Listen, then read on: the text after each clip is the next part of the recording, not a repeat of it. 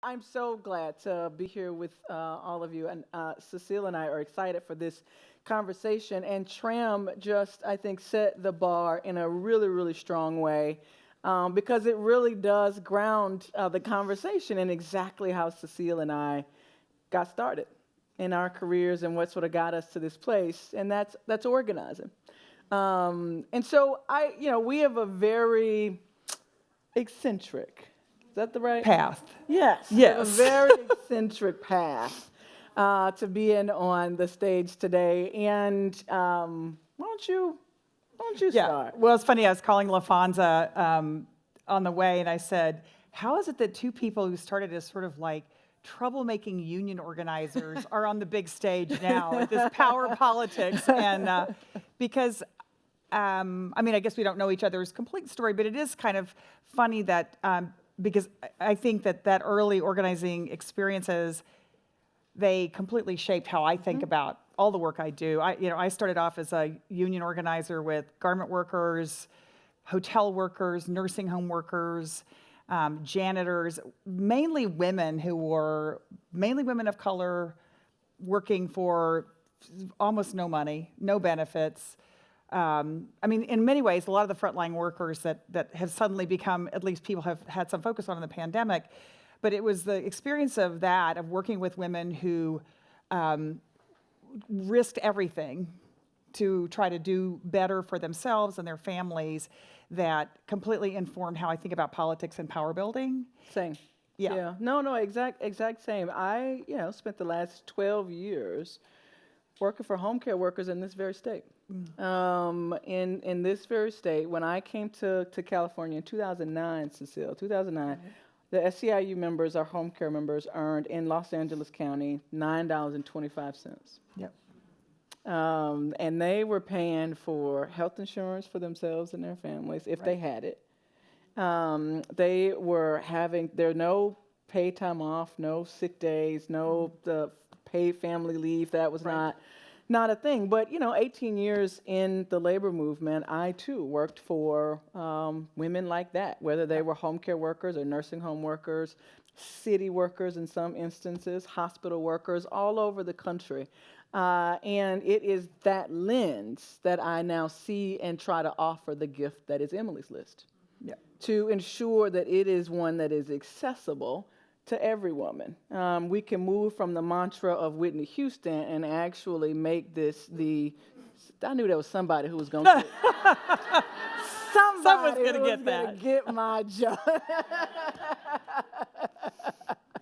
But really make this organization a gift for every woman. Right. And that it really is the experience. But I don't know that I would have had that point of view Completely. but for working for low-wage women who every day were having to make hard choices. Right. To figure out how to build the power necessary to change their lives. Right. And you realize, of course, and as SEIU is a good example of the power of women coming together and fighting for change. One thing that came up earlier, and so maybe it's part of this, is we're talking about building political power. The one thing I was always struck by the women who worked in nursing homes in particular in East Texas, where, if the only other job you could get was working at the Walmart if they opened, right? Because they paid, it wasn't such backbreaking work. But the interesting thing about the women that organized were, yes, they cared about wages and benefits because they were making nothing. $3.35 an hour back in those days, nothing. But what they really wanted was respect. And, in terms of what women were willing, they wanted to be able to sit across the table from their employer and be treated like an equal. And that, to me, is also part about what women building political power is about.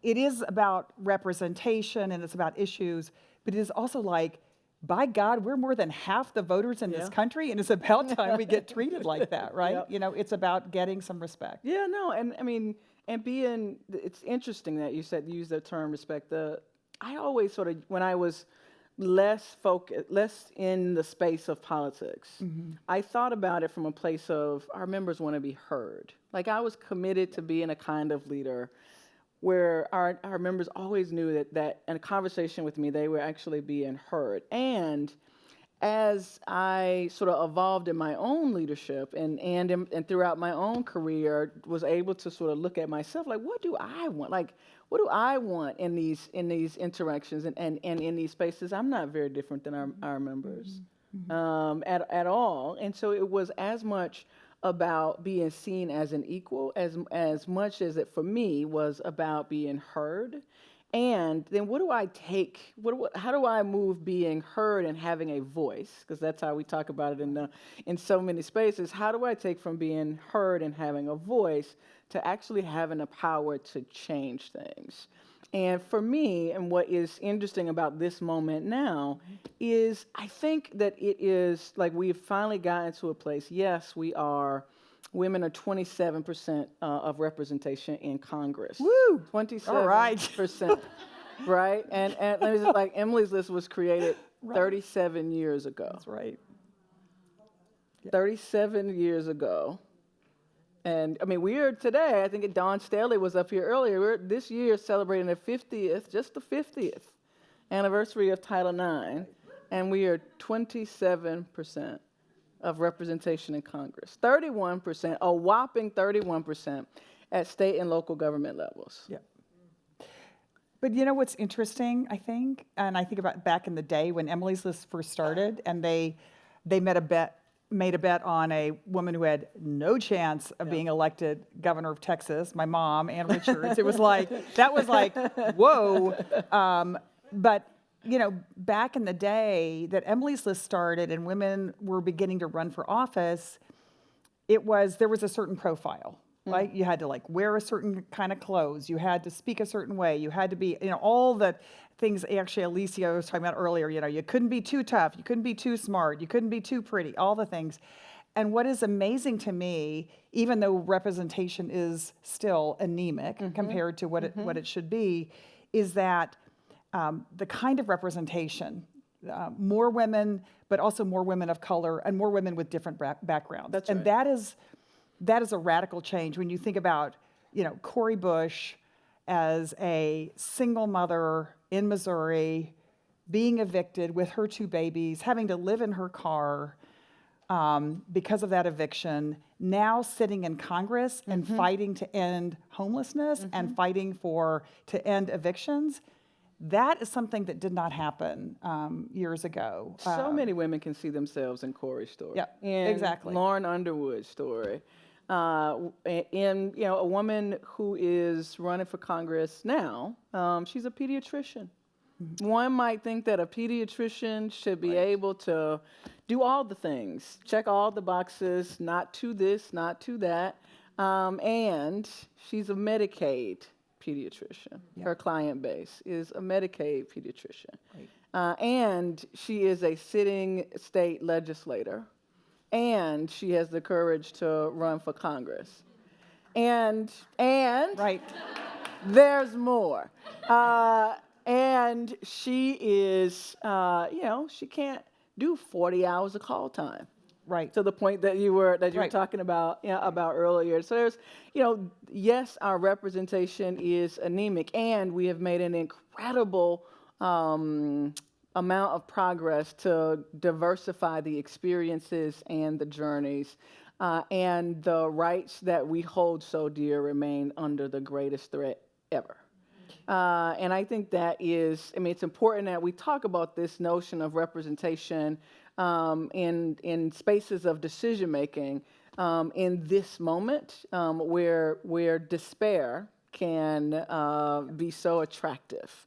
And I know Cecile and I want to make sure that we don't sit in our despair, but that after we leave these conversations, we actually take assignments as real organizers and go do some things. But it is not a coincidence that our representation is anemic, and the things that we care about so much are under despair. You and I were talking about what's happening in Mississippi and Texas. Yeah, I'm going to get to that because that's the despair section of the program. That's the despair section of the program. But one other thing I just kind of wanted to put a highlighter on is that it's not that the women who have gone to Congress and against all odds, and they're making a huge difference in what the conversation is, right? And what's happening. And so Lauren Underwood, who's a great example, literally, I know, can we hear it? Yeah, let's hear it for Lauren Underwood. Registered nurse, runs for Congress against all odds, beats 6 men in her primary, and then goes on to beat the incumbent. And so she was never, no one ever just said, like you're the one. She did it even when they said she couldn't. And of course, now in Congress, not only does she bring this incredible healthcare background, but she's part of the leadership that is finally addressing Black maternal mortality in this country, right? Which is, we've been talking about forever. And that was something actually was said in the beginning with Nicole, is like, we got to quit talking about these problems and actually start demanding action. And I think I know we all have our favorites, but there's so many. But when I think about Lucy McBath, who takes, loses her son Jordan to gun violence, works hard to run for Congress herself, beats an NRA-supported opponent, and was now part of a class that passed the first gun safety legislation in the House of Representatives in years. Decades. I mean, so they are, as women are, they're not just talking the talk, they are walking the walk once they get to Washington. I think you are right to back me up from despair, because I want to run to it. I've got you covered on the despair. I can run through it so that we can all run through it. But I think it's important to step back and really appreciate the difference that it makes. Everything. When these women are in office, not just in congressional representation, but you look at women who are running who serving as governor during wildfires, during floods and other evidence of climate crisis in our country during a global pandemic. Right. Look at what Janet Mills, frankly, is doing in Maine. She just signed legislation to put $850 in the pocket of every Mainer. Yep. And make sure that they're able to continue to meet bills. Like Michelle Lujan Grisham in New Mexico. Not only did she put the biggest education investment in the state, she just also increased teacher pay. Increased teacher pay. So these are women who are in executive office who can make decisions and drive policy outcomes to change people's lives. And yes, Congress is important, and the representatives that we send are incredibly important to how we reach scale. And we can't forget that the government is so much closer to people's lives at that state and local level. When trillions of dollars are being put into states and local governments from Washington through the Recovery Act. That's right. It matters who's in those seats to make sure, are we expanding Medicaid and including women's health care? Are we making different decisions? And there's probably lots of other different decisions that can be made. And so you're absolutely right, Cecile, to not let me drift into That's despair. Okay. We got to talk about the hard stuff, too. I know. We got to talk about the hard stuff, too. It is hard, but it is, I think, also important. It's so easy to sort of drift into it. It's important to recognize the difference we make. Before we talk about the bad stuff, I think the other thing, and I know there are a lot of women in this room and probably that are listening or that were part of this really incredible fight in a very tough Congress, a 50-50 Congress, but we're part of the fight for paid family leave, for maternity benefits, for the issues that honestly everyone has been going like this forever, and we never got this close. We didn't get there, but we are going to get there. And that conversation would not, it just flat out would not have happened without the representation of women in Washington, and obviously women around the country carrying on and who held them accountable. These are who held them accountable and kept their feet to the fire. And I think that's an incredibly important element to success. That's big. Okay, you want to talk about the bad stuff? You want to, Yeah. Okay, we are really in trouble. I mean, things are bad. Things are bad. Things are bad. That's the punchline. Yeah, exactly. Ladies and gentlemen, you can. Well, I know we're talking about power and politics, and I think, I have kind of a bone to pick, so I'll just get it out there, which is what we are seeing happening in this country on abortion rights It's not about religion, my friends. It Yeah. is not about some adoration of little children. It is about power and control over women and women's lives and women's bodies. And that is fundamentally what, and so it's almost like you have to know what the problem is in order to That's really right. address it. And so there isn't any way around this. And so I guess just a couple of things I want to say about it, maybe just some points that would help. So the state of Mississippi, I think, unless you've been living on another planet, you know that the state of Mississippi has brought a case and has been heard before the Supreme Court, will be decided in June, most likely, that would essentially overturn Roe versus Wade. And for those of you who sat through the oral argument, it was extremely painful to listen and watch. But one of the main arguments of the state of Mississippi is that women are doing so well right now. We are doing so well that we don't need access to legal abortion because we've got jobs. Meanwhile, of course, you know, Mississippi is the poorest country. Poorest country, probably is the poorest country.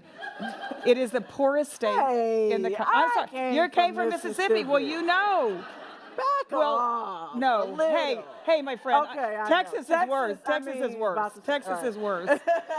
But I mean, obviously, for anyone looking at the data, maternal mortality rates, child poverty, Mississippi is such a problem. And of course, the same state legislators that passed this abortion ban also defeated the attempt to give women on Medicaid more than 2 months of health care after delivery. I mean, this is literally, so all these guys who are railing about the unborn are literally voting against every effort to make life better for women and for children in the state of Mississippi. Not to go on in the misery section, but I will just say, because you are from Mississippi, I'm from Texas. Texas is worse, okay? And because, of course, abortion has basically been banned there since last September. That's right. And the Supreme Court has refused to do anything about the abortion ban there. And ironically, of course, women are leaving the state of Texas and going to Oklahoma, Louisiana, and Mississippi. So very soon, even that won't be possible. Some of you may have heard about what happened to a young woman in South Texas just a couple of weeks ago, where she was literally put in prison for allegedly having tried to terminate a pregnancy herself, held on $500,000 bond in South Texas, finally was released. But this is the kind of world that legislators and politicians have designed for us, for women and pregnant people in this country. And for anyone who thinks it's not coming to a state near you, it is spreading like wildfire. And so this is a time where there's nobody's safe. And I think it's incredibly, if there were ever a time to understand how critical political power is, that's only one example, voting rights and a lot of other issues as well. But this is a time where we have got to get serious about building political power for women in this country. That's exactly right. Not to mention the states. I think it's 26 states, Cecile, across the country who already have bans on the books. Right. So they don't have to do anything after the court makes its decision this summer. Those decisions have already been made for generations of America's daughters. Right. I think the Michigan law is talking with one of the representatives in Michigan, and the Michigan ban has been on the books since the early 1900s. Yep. We're about to apply a 100-year-old law, right, to women and girls in the 21st century. That's exactly right. In the 21st century. And listen, not to get too, really scary, but anyone who could tell Cecile right now lives in this place. No, I mean, no, man, I'm a fighter. I'm not. Listen, I just ran across this great Mother Jones quote, an old labor organizer. She says, "I'm not a humanitarian, I'm a hellraiser." And that's kind of how, I was like, yeah, that's how I feel. But I mean, I think the other thing to just wrap your head around is, right now it's a big states' rights thing, right? They just say, well, every state can make their own decision, so people can be safe in some states and others. believe you me, if this Congress changes hands, Yep. these are going to be national laws. These abortion bans are not going to be state by state by state. So nobody, I mean, we need everybody in California. We need everybody in New York. We need everybody in every part of the country to stand up on this. I think that's exactly right. And waiting till we have a Supreme Court decision when, as Cecile noted, the pathway has already been made plain to us in terms of where it's going. And so I think it's an incredibly important time for us to be thinking and talking about in these kinds of convenings, how are we going to be committed to building collective power? Yes, our journeys have been different. Yes, there are things that have, where we probably have very different opinions. And we're in this moment where a lot that we know is important to us and to the future of what we define as freedom is important, and we need to be making a difference and sort of gathering ourselves together in these kinds of conversations and having explicit discussion about power.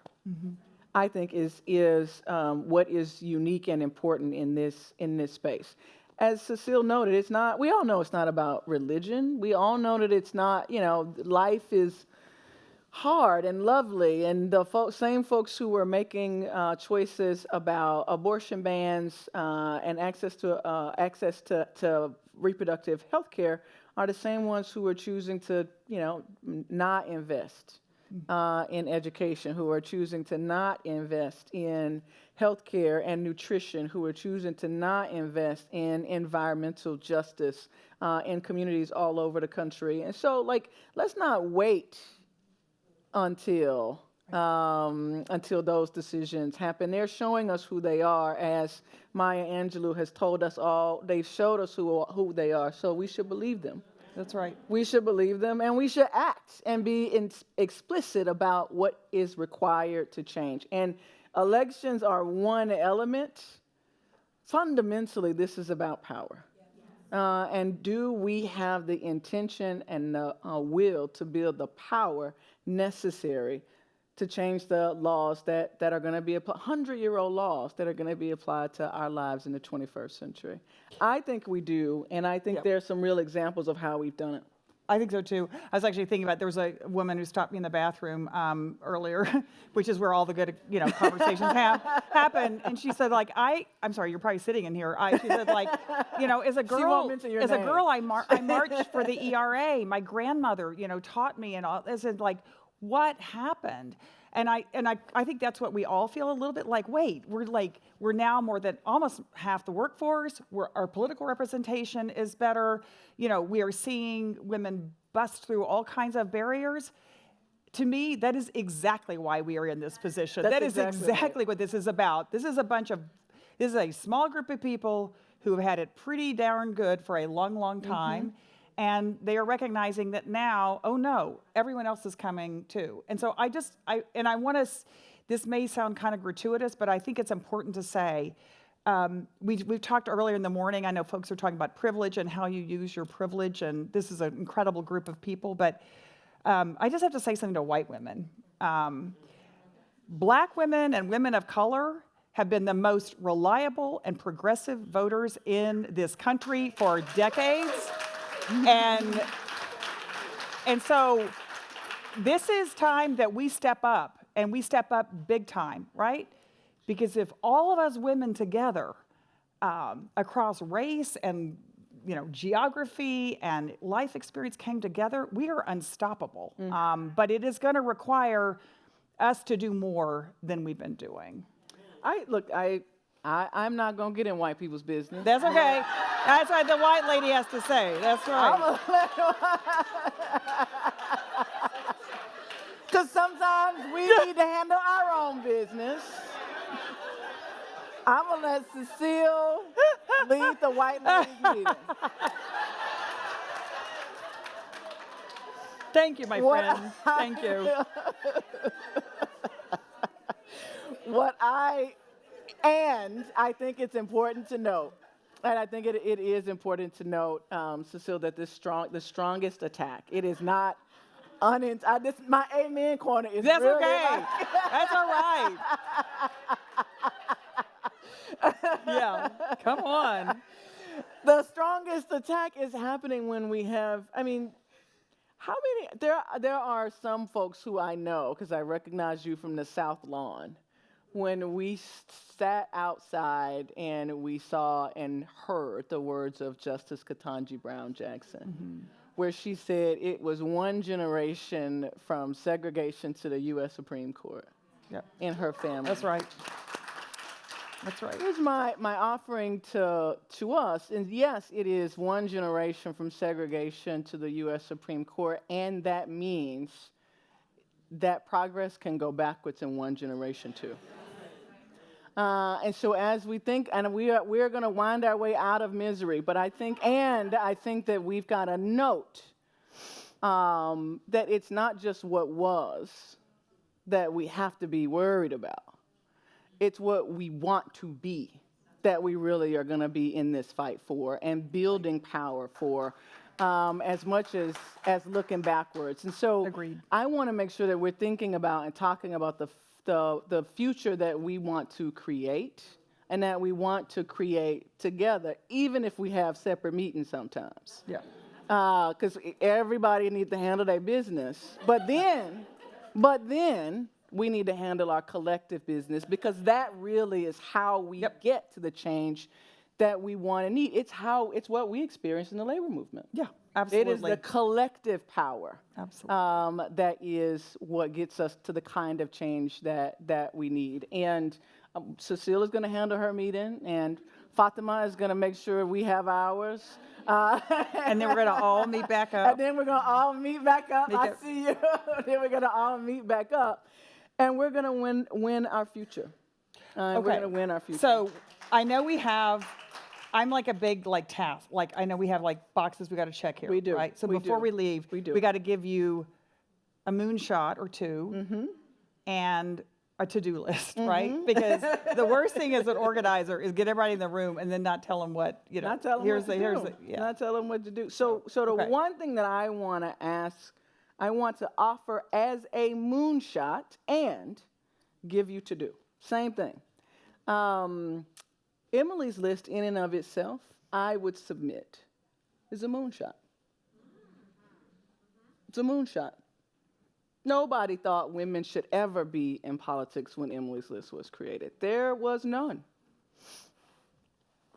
And so it has been an incredible vehicle for progress for women in elected office all over the country. And it has inspired the growth of other organizations who do very similar work. In and of itself, a moonshot. Let's make sure that we carry forward these kinds of organizations to be that resource for all women all over the country, and continue to be that they are continued to be able to be relevant in the lives of creating power for women. And your assignment is to run for something. It's to run for something, to run for office, whether it is a school board race, and we have seen the crazy towns that our school boards have become, whether it's city council. We know that there's homelessness and mental health that can be addressed when we change the way that our city councils or our county boards are running. Run for mayors, run for executive office, so that we can finally sort of jump over this hurdle of decision making and people being concerned about decision making. So I would offer, continue to see the moonshots that have been that have been offered to us, not as dismissive relics of the past, but relevant organizations that have helped to create the present, so that we can create a brighter future for ourselves. And then put yourselves in the arena. Put yourselves in the arena. Yeah, that's pretty good. But I have another idea, but it's not dissimilar. And I think it's interesting that the first partner, is that what she calls herself? The first partner? I love that. The first partner talked about how... That was maybe a smidge. No, I was... Anyway... I'll explain it later, but anyway. But she talked about how we are always trying to fit ourselves into systems that were not built for us to participate in, right? And you all know that. I don't care, business, education, politics. I just think we need to like flip the script on politics and political power. And one of my favorite things that was said in the last election was by a friend, Erin Haynes, who writes for the 19th. And she said, the definition of who's electable, which is what we always have to, hear all the old like saws, like, the issue of who is electable is who will women vote for, because we are a majority of the voters in America, right? I love that, so we just need to change it. And I guess my crazy moonshot is that I actually think women need their own political party in the United States of America, and then other folks can ask to get on our agenda. We don't have to keep trying to like knock at the door and get child care or maternity benefits on their agenda. We could say, no, you come to where the power source is, bring us your ideas, maybe we'll do them, and maybe we won't. But,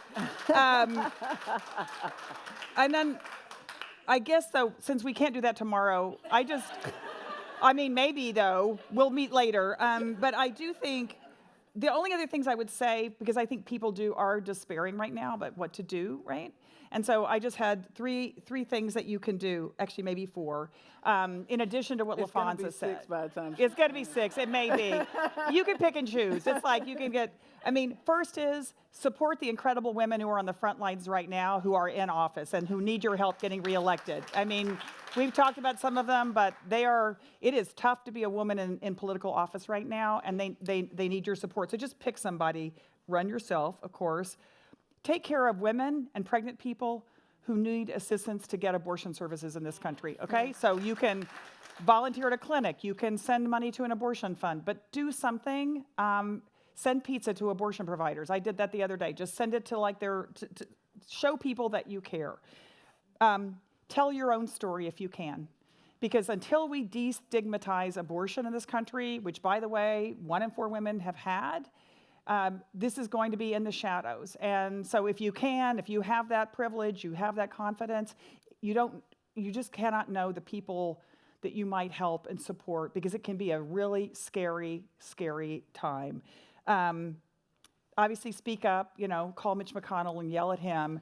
And most important, vote. And that's it. And was that 6? That may have been 6. I don't know. 6. Yeah. And that is all the time that we have. So okay. Thank you all very, very much.